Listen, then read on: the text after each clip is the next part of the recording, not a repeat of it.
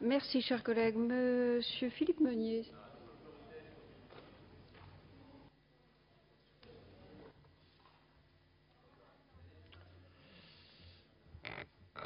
Madame le Président, Monsieur le Ministre, Monsieur le rapporteur, mes chers collègues. Monsieur le Ministre, même si notre mandat n'est pas impératif, mon devoir m'oblige à vous dire ce que les Français, dont nous sommes les représentants, constatent et pensent sans se soucier de l'opinion d'une pseudo-intelligentsia déconnectée des réalités. La France, et plus particulièrement la composition de la population française, subit un véritable choc depuis maintenant plus de 30 ans. Nos compatriotes sont agressés par une immigration massive, plus ou moins contrôlée en fonction des majorités successives. Agressés culturellement, lorsqu'ils constatent la présence de plus en plus nombreuse de femmes voilées dans nos rues, dans nos universités et dans les commerces.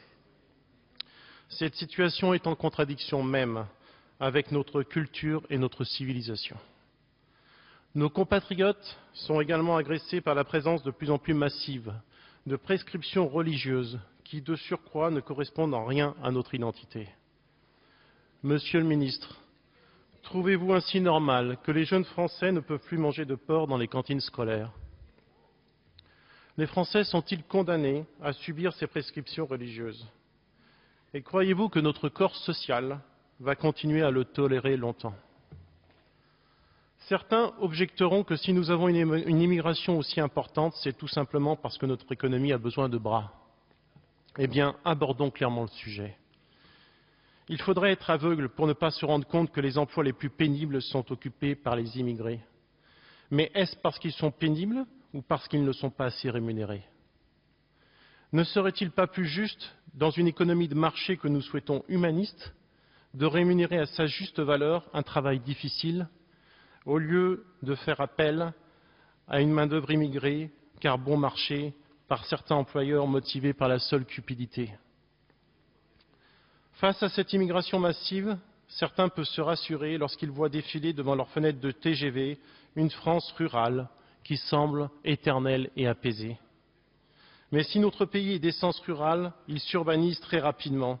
Et l'histoire nous apprend que les révoltes et les révolutions commencent toujours par les villes devenues aujourd'hui agglomérations.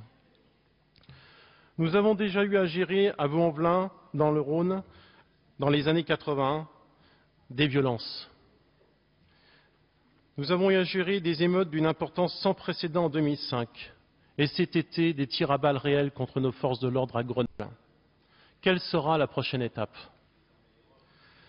Nous sommes un certain nombre à tirer depuis un certain nombre d'années le signal d'alarme pour éviter à notre territoire national un affrontement majeur entre des immigrés qui n'acceptent plus d'être utilisés par des employeurs cupides avec la complicité de la gauche et des Français qui ne veulent pas voir leur civilisation changer, pour ne pas dire bouleversée.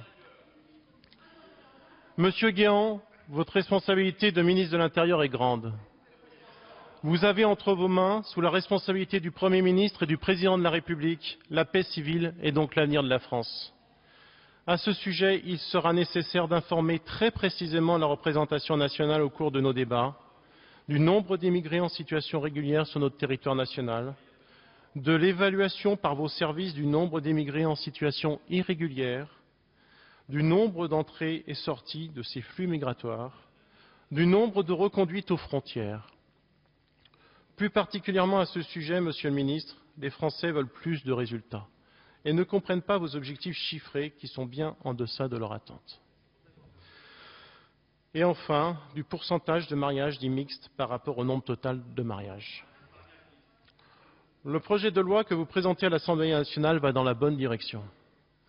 Les députés membres du collectif de la droite populaire ont déposé un certain nombre d'amendements pour l'améliorer dans l'intérêt du pays. Mais nous sommes bien conscients que seul le projet présidentiel de 2012 et une nouvelle majorité nous permettra de mettre en œuvre des mesures plus efficaces. Car personne ne pourra alors remettre en cause ces mesures si nécessaires et attendues par nos compatriotes.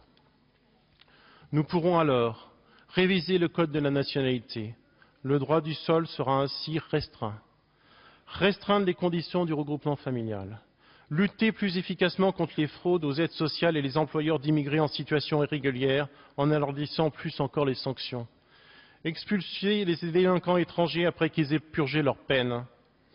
Et enfin, renforcer la loi sur le voile pour rappeler notre exigence d'égalité entre les hommes et les femmes présents sur notre territoire.